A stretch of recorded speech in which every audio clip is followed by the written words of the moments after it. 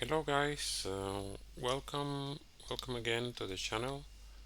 I want to discuss with you these news articles that I found today that are relevant and related to the current situation in Ukraine. So let's get started.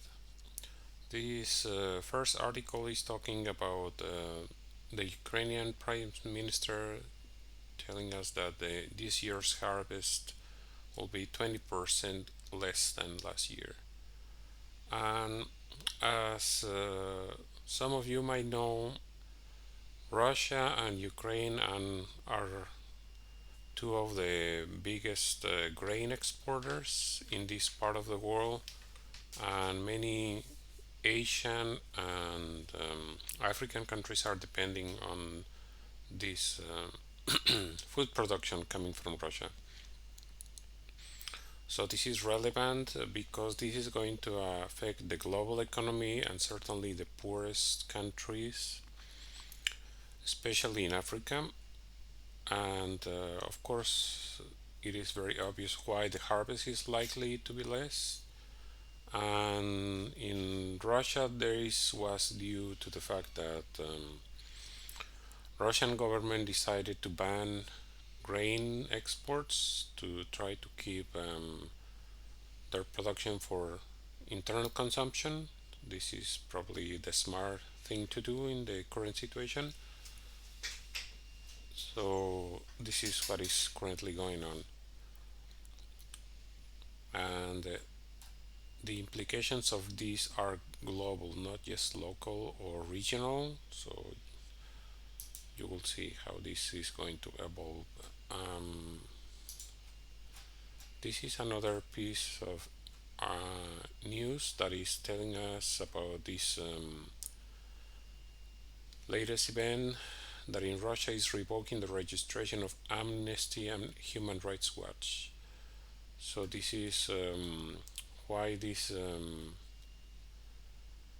previous event that happened, that they kicked Russia out of the United Nations human rights body, is having now repercussions. Now Russia has decided to kind of fight back and do something in return. This is just a political move. That's all it is. But it's never good when you don't have, non-governmental agencies that are in charge of monitoring human rights. So this is just a pity that this is happening, and this is what the people call in politics tit for tat. They do something, then I do something, and then things escalate. Instead of getting smaller, things become more complex and bigger issues start to happen. This is related to the other article that we mentioned. So food prices are soaring worldwide to record levels, and on account of the disruptions caused by the Ukraine war. So this is happening again everywhere in the world, and this is again affecting mainly people in Africa, the Middle East, and this is going to cause probably some kind of hunger situation in affected countries, and this is going to affect the poorest people. So it's always like this, and it's what I have been discussing in previous videos, that the elite doesn't care about people who is going to suffer because they have everything solved. Politicians and the people who are controlling the politicians, they're not going to suffer about this. They are not going to suffer because of this. They have everything solved for many generations to come. So, and this is another article that is proof of what I was just mentioning. That it says that the Ukraine war is igniting protests as far as Peru. So, how far is Peru from the conflict zone? Is probably 20,000 kilometers or 10,000 kilometers at least. And they have, protests against the inflation that is being triggered from the events that are happening there. A lot of this is speculation, so just producers and probably people who market and sell and trade commodities, they are using the current situation in Ukraine to take advantage of it, to profit from it. So a lot of it is speculation, and there's the added complication that the food production itself is going to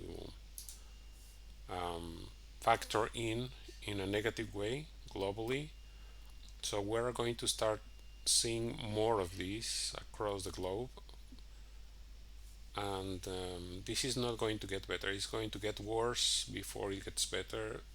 So it's time to get prepared and do something in the individual level for this. And this is something that has been mentioned before as a human rights issue.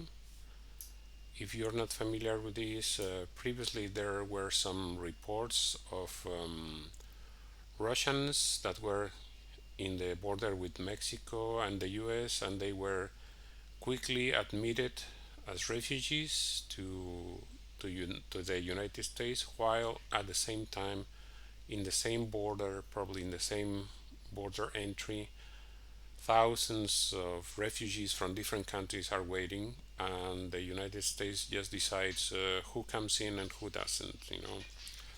So this is just preferential treatment for Ukrainians, because they are Christians, because their skin is white, eyes blue, and everything else, uh, in the detriment of everyone else who is not like them.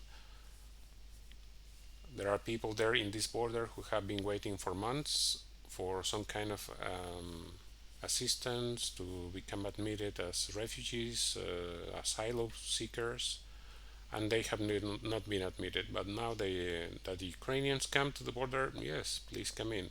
Russians come to the border, yes, please quickly come in.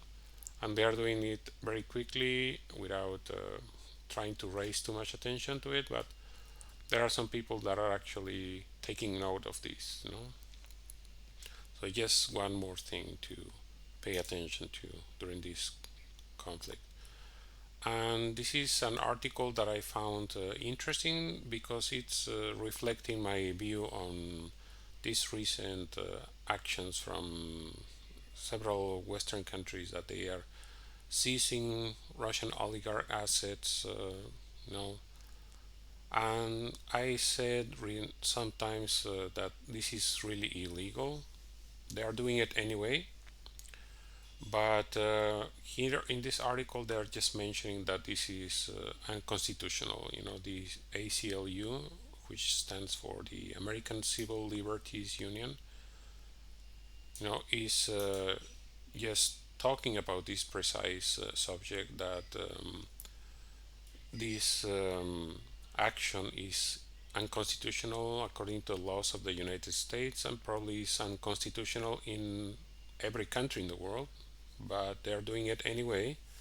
So I don't know if they could get away with it, but here is, this part is kind of interesting because it says that a sanctioned Russian national could win in an American court, which is exactly the reason why constitution exists, to so that people will obey law, including government. So that's just one piece of information that is important to mention. It doesn't matter if they're oligarchs or not. You just have to obey the law. It doesn't matter at all. That's the way things are supposed to be. And this is a piece of information that I found also very concerning. The European Union chief promises a speeded up process for Ukraine to seek membership. So this is very concerning for several reasons, because this was one of the reasons why conflict started with the Ukraine before this war broke up. That Ukraine wants to become aligned with the West, and they want to become part of NATO. And now they are just again escalating the situation, making it worse than it was, and this is just worrisome. I don't think anything good will come from this, and somehow, um, if you can research the story of this, Ukraine wanted to become part of the European Union back before 2014, and the European Union told the then president Yanukovych that Ukraine could not be admitted unless he as a president or the government of Ukraine agreed to several very uh, crushing austerity measures, as the ones that are imposed by IMF on countries that are subject to credits or loans, from the IMF. They just wanted to crush the Ukrainian people, and Yanukovych president decided that it was not worth it to destroy the economy of Ukraine just to seek European Union membership. And many Ukrainians don't know this; they don't know their own history. So now they are all kind of trying to say, "Oh, we love you. We are going to expedite your process to come here to us." But why didn't they do it before? They were not interested in it. But suddenly they are, just to ratchet up the pressure on Russia. That's why they are doing it. It's not for humanitarian reasons or because they are good people. No, and this is part of the previous article. The European Union is saying that they are going to resume diplomatic presence in Kiev.